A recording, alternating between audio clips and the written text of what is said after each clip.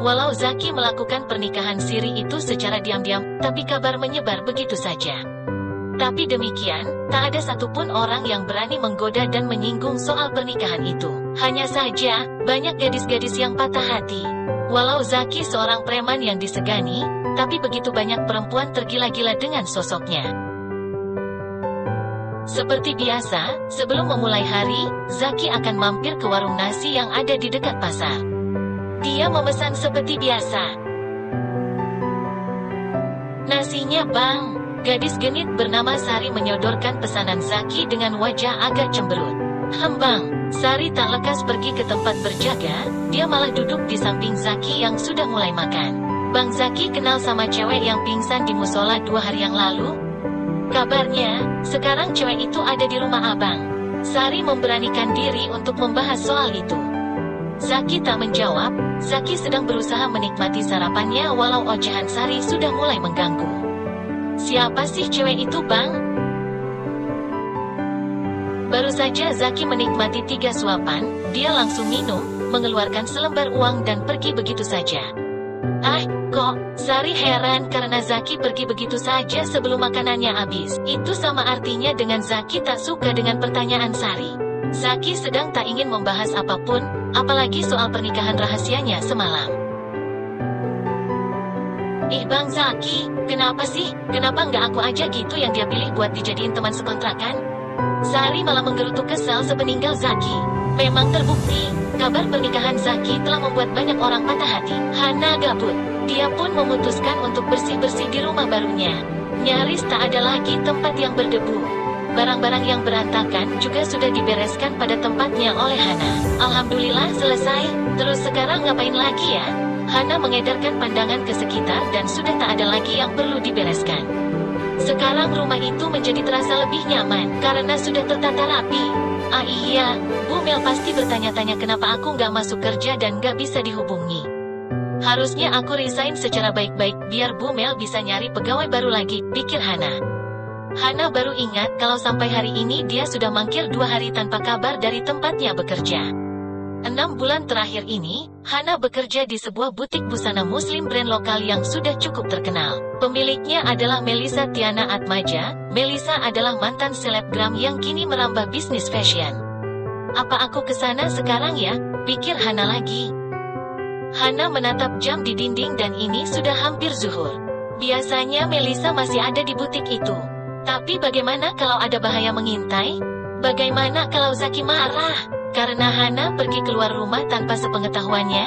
Firasat Hana memang tidak meleset. Melisa, bosnya, merasa sangat khawatir. Karena salah satu karyawannya tak masuk kerja tanpa ada kabar dan bahkan nomor teleponnya juga sudah tak bisa dihubungi lagi. Ditambah lagi, kemarin siang ada 2 orang bodyguard tinggi besar yang mencari-cari Hana sampai ke butik tempatnya bekerja itu. Melisa mengumpulkan semua karyawannya yang berjumlah 3 orang di tengah ruang butik. "Apa di antara kalian ada yang tahu masalah Hana sekarang?" tanya Melisa. Bagaimanapun juga, Melisa merasa bertanggung jawab atas karyawannya. Dia merasa cemas dengan apa yang Hana alami saat ini. "Maaf, izin menjawab Bu. Silakan, ceritakan aja nggak usah sungkan. Soalnya saya ngerasa kalau Hana emang lagi menghadapi masalah yang sangat pelik, sampai dicari-cari sama orang-orang asing. Dan sekarang malah nggak ada kabar sama sekali. Persilakan Melisa." "Jadi gini Bu, setahu saya, Hana itu mau dijodohkan sama ibunya." Hana nolak karena dia sendiri sudah punya pacar. Tapi gak tahu gimana kelanjutannya. Yang pasti saat ini Hana juga udah nggak ada di rumahnya. Malahan, orang-orang yang kemarin nyariin Hana kesini, juga sempat nyari ke rumah kami bertiga. Tutur salah satu karyawan yang merupakan teman baik Hana. Melisa merasa prihatin mendengarnya. Dia pikir sudah tak ada praktek perjodohan paksa di abad milenial ini.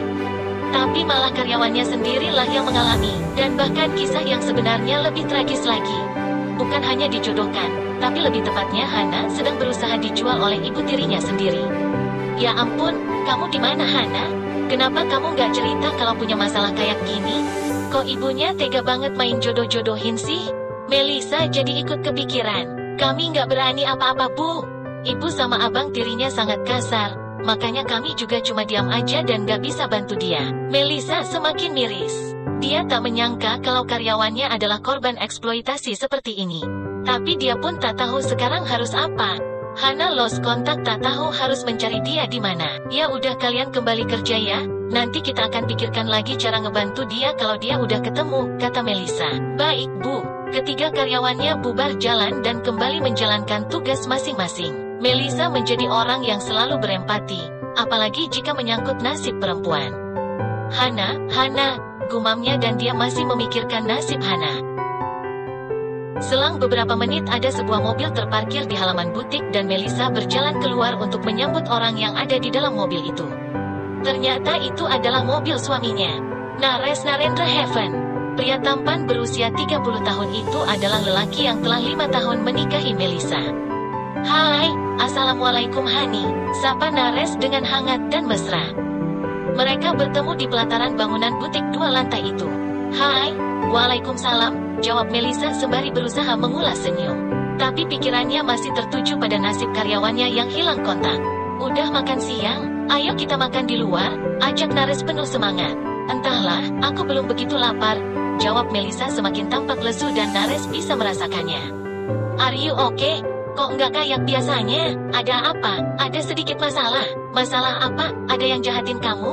Ada yang curangin kamu? Ada yang nyinyirin kamu? Siapa orangnya? Sini bilang ke aku, biar aku labrak langsung orangnya. Naresh begitu sigap begitu mendengar jawaban sang istri.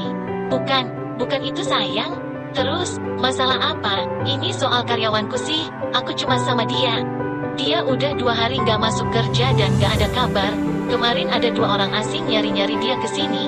Aku nggak tahu masalah dia apa, tapi aku jadi cemas sama keadaan dia sekarang. Jelaskan Melisa, dan barulah Naresh mengerti sekarang. Oh begitu, ya udah, biar pikiran kamu lebih tenang, kita minum kopi dulu. Kamu nggak boleh kecapean, nggak boleh terlalu banyak pikiran juga. Menurutku, satu-satunya yang bisa kamu lakukan buat karyawan kamu itu adalah dengan mendoakan dia. Berdoa semoga dia baik-baik saja sekarang ini, kata Naresh. Naresh merespon positif kecemasan yang dirasakan oleh istrinya. Iya sih, untuk saat ini yang bisa aku lakukan cuma mendoakan dia. Tarik nafas dalam, embuskan perlahan. Tenang, dan tetaplah berpikir positif. Melisa mengangguk dan menjalankan semua prosedur simple treatment untuk menenangkan diri yang Naresh anjurkan barusan. Merasa lebih baik? Tanya Naresh. Lumayan. Kita makan siang sekarang ya, bujuk Naresh. Oke, baiklah. Pada akhirnya Melisa menyetujui ajakan Naresh yang sengaja meluangkan waktu rehat kantornya untuk makan siang bersama dengan sang istri kesayangan. Walau belum dikaruniai anak, tapi keduanya tak pernah cekcok soal itu. Mereka menjalani 5 tahun pernikahan mereka dengan penuh kasih sayang dan pengertian. Itu pula yang pernah diimpikan oleh Hana. Hana sempat bermimpi memiliki rumah tangga yang sakinah bersama Atar seperti rumah tangga bosnya sendiri. Sayangnya, harapan Hana kini telah tercerai-berai. Mungkin bisa saja itu akan terwujud di masa depan, tapi entah dimulai kapan dan dengan siapa, karena untuk saat ini, lelaki yang telah resmi menjadi suaminya jauh dari kata pengertian dan menyayangi. Zaki pulang ke rumah lebih cepat. Biasanya dia akan pulang agak larut, tapi hari ini berbeda. Zaki membawakan sebungkus nasi untuk Hana dan Hana senang bukan kepalang. Bukan karena nasi bungkusnya, tapi karena perhatian suami kulkasnya. Wah, abang perhatian banget bawain aku makan malam. Makasih banyak loh bang, ucap Hana tak mampu menahan rasa senangnya. Makanlah, jangan sampai sakit. Kalau sakit abang juga yang repot, sahut Zaki mematahkan rasa percaya diri Hana. Ternyata itu toh alasannya, dijawab dengan nada yang ketus pula. Tapi tak apalah, dibalik sikap dingin dan ketusnya, yang benar-benar melindungi Hana saat ini adalah Zaki. Hana pun tak protes. Hana segera membuka nasi bungkus itu dan memakannya. Hana mensyukuri apa yang telah ia dapat di sepanjang hari ini. Ada 2 orang yang peduli dengan perutnya hari ini. Oh iya bang, izin ke rumah Umi Salamah, mau nganterin rantang yang tadi pagi, boleh kan? Kata Hana meminta izin pada Zaki. Sahut Zaki tak jelas. Mata Zaki saat ini fokus pada layar handphonenya. Boleh, ya. Terus, kalau besok siang aku izin pergi keluar boleh nggak? Kemana? Ke tempat kerjaku bang. Mau ngapain?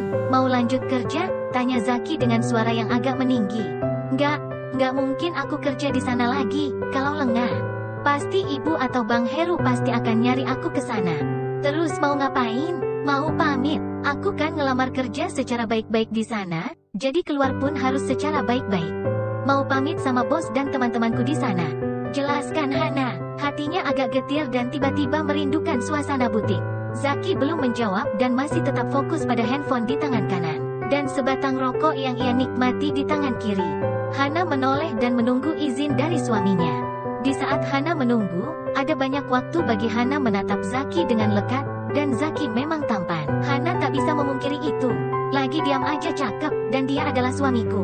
Aku akan selalu ada di rumah ini, terjebak dengan lelaki tampan ini. Pasti akan sulit menolak perasaan cinta tumbuh seiring berjalannya waktu. Mungkin mudah saja bagi dia menahan perasaan itu, tapi kayaknya itu bakalan jadi hal yang sulit buatku.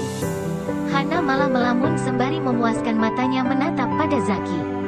Malah bengong, kayak orang cacingan, cibir Zaki yang akhirnya menyadarkan Hana dari lamunannya. Dih, tega banget ngatain cacingan ke istri sendiri, gumam Hana lalu melanjutkan makan. Buat abang, kamu bukan siapa-siapa Hana, tegas Zaki spontan. Spontan pula Hana merasakan getir pada hatinya. Iya, maaf bang, ucap Hana pelan dan semakin menundukkan wajahnya karena malu. Ini pilihan kamu, minta dihalalkan, tapi bukan berarti kita saling memiliki. Abang hanya akan menghalau orang-orang yang mencoba menyakiti kamu. Di sanalah poin pernikahan ini, ngerti? Iya, ngerti bang. Nyesel? Nggak bang, sama sekali nggak nyesel. Rumah ini adalah tempat berlindung terbaik buatku, aku percaya. Kalau suatu hari nanti, ibu dan Bang Heru akan lelah mengganggu ketenanganku, dan di saat itulah, aku akan pergi dan membebaskan abang dari pernikahan ini, tutur Hana. Dia mengungkapkan itu dengan hati yang agak sakit karena ternyata kehidupannya memang sedramatis itu. Baguslah kalau kamu ngerti, dan gimana, apa aku boleh keluar sebentar, besok siang? Tanya Hana ke pertanyaan awalnya. Boleh, tapi abang anterin? Iya bang, terima kasih banyak. Hana mencoba mengingat jalan menuju ke rumah Umi Salamah. Kalau tak salah, hanya sekitar 3 belokan saja dari tempat tinggalnya sekarang. Banyak orang yang merasa asing dengan Hana, tapi Hana selalu menebar senyum dan bersikap sopan. Saat melewati beberapa kerumunan orang yang masih beraktivitas di Gang Senggol itu. Oh, jadi itu orangnya? Iya, itu yang kabarnya baru dinikahi sama si Zaki semalam. Kelihatannya si alim ya, nggak ngangka kalau berandalan kayak si Zaki sukanya sama cewek baik-baik begitu. Ya sebejat-bejatnya orang, pasti mau yang baik-baiklah kalau buat masa depan. Hana mendengar selentingan desas-desus dari beberapa pemuda dan bapak-bapak di depan warung kopi yang baru saja ia lewati. Diich, bapak-bapak tukang rumpi, gerutunya sebal. Tapi Hana mencoba tak peduli dan terus berjalan sambil menenteng rantang milik Umi Salamah. Tidit, karena gangnya cukup sempit saat ada motor lewat. Hana harus mepet berjalan ke pagar rumah warga yang ada di sisi kanan kiri gang. Tanpa menoleh, Hana terus berjalan dan membiarkan motor itu lewat. Awalnya Hana cuek saja, tapi setelah agak jauh, Hana merasa mengenal motor yang baru saja melewatinya itu. Kok, motornya kayak? Hana mempercepat langkah karena penasaran. Setelah mencoba menyusul, Hana mendapati motor itu berhenti di depan rumah yang ia tuju. Makasih, kata Maira yang baru saja turun dari motor itu sembari menyerahkan helmnya.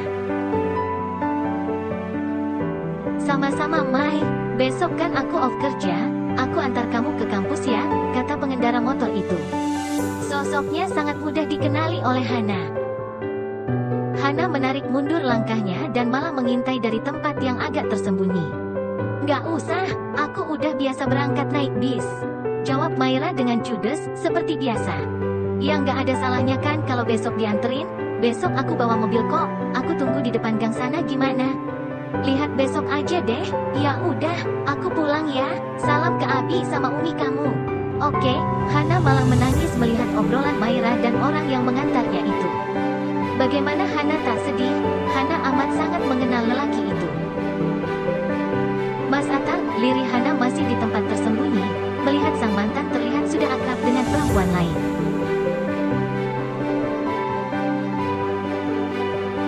Hana pun curiga, kalau Atar sudah lama dekat dengan Maira jauh sebelum Atar memutuskan dirinya malam itu. Benarkah demikian?